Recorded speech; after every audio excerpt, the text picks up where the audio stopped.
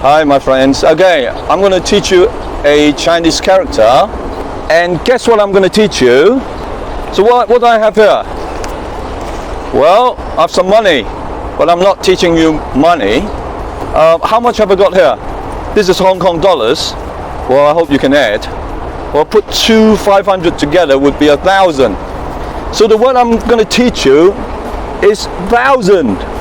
Say, way, okay? All right. So how do you write the Chinese character 1,000? Well, in fact, it's quite simple. Here's my whiteboard.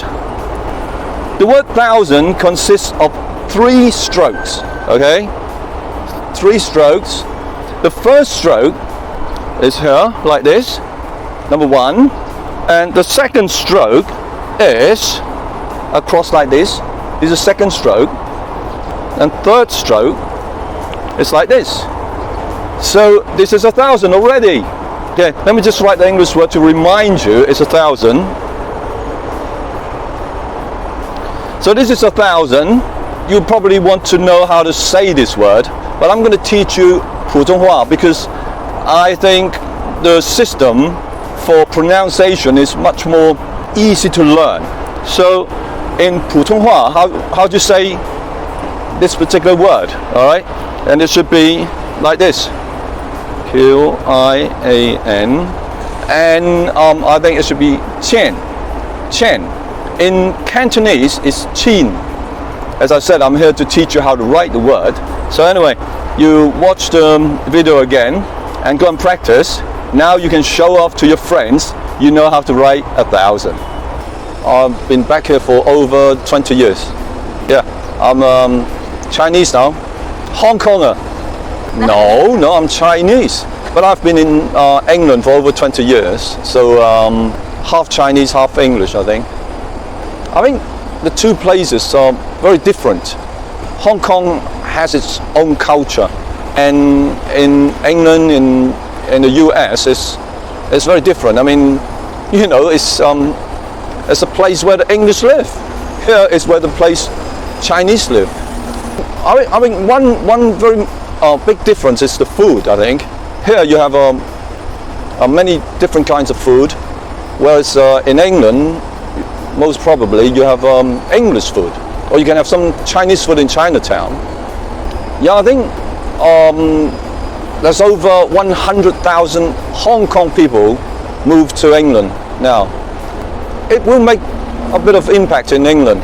I think the Chinese community will grow. Most of them would probably stay for a bit longer. So, you know, you're going to see the next generation of Hong Kong Chinese in England. But it does take some getting used to, because it's totally different to Hong Kong, right? I think most of them would adapt to the English way of life, because in Hong Kong there are a lot of things that's similar to what is in England.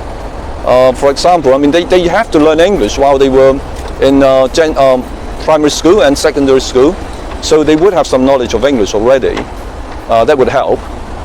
Well, obviously they have to do more cooking at home. In Hong Kong it's so easy, you can have meals outside most of the time.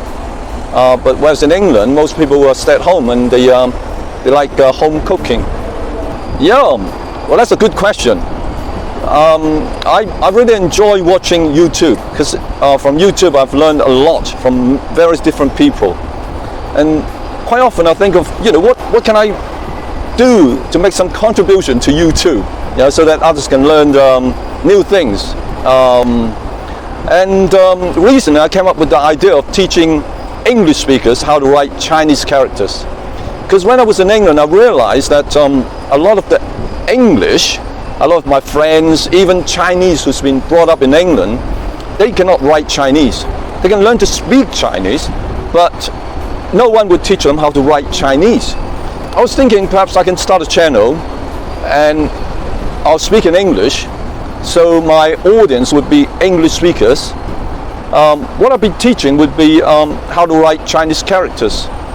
I mean, I'm thinking that it's not that difficult to learn. If you haven't learned anything about the Chinese characters, you think, wow, you know, it's quite difficult. There's so many variations and all that.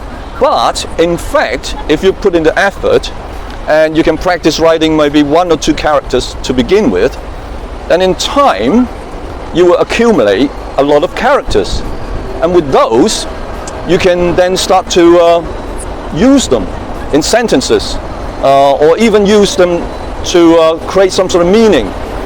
Well, you know, I'm speaking ahead now, but I mean, for the time being, I would teach people to write Chinese characters, simple Chinese characters, and perhaps each particular lesson I will only teach 1 Chinese character, then it won't be too difficult.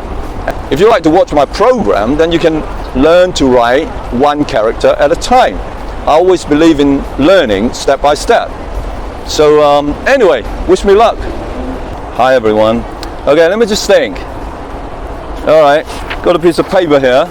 So am I going to teach you the word paper? No, no, I'm not going to teach you paper. So, well, what I'm going to teach you? Well, I'm going to teach you a color.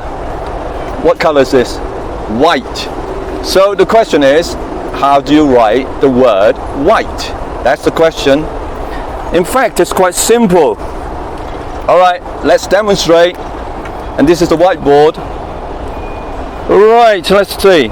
Well, the word, the Chinese character for white, consists of 5 strokes. Alright? So you learn some arithmetic as well as learning Chinese characters. So 5 strokes.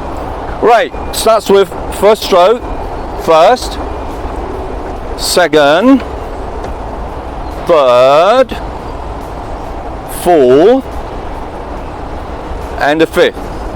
Right, it doesn't look very nice, but that's the whole idea. You don't have to write very nice. People will recognize this word, and I can guarantee you probably 14 billion people will understand this particular picture, and it is white. Okay? W-H-I-T-E. Alright, so how do you say in 普通话? In Cantonese, it's ba, but I can't spell that, so I'm gonna write it in 普通话. All right, so it's like this, B-A-I. Right, in fact, 普通话 is much easier to learn because they use English alphabet, but the sound's quite different. This one, they to distinguish the different sounds for this one particular word, there are 4 sounds. Okay, for this particular one, the white, it's by.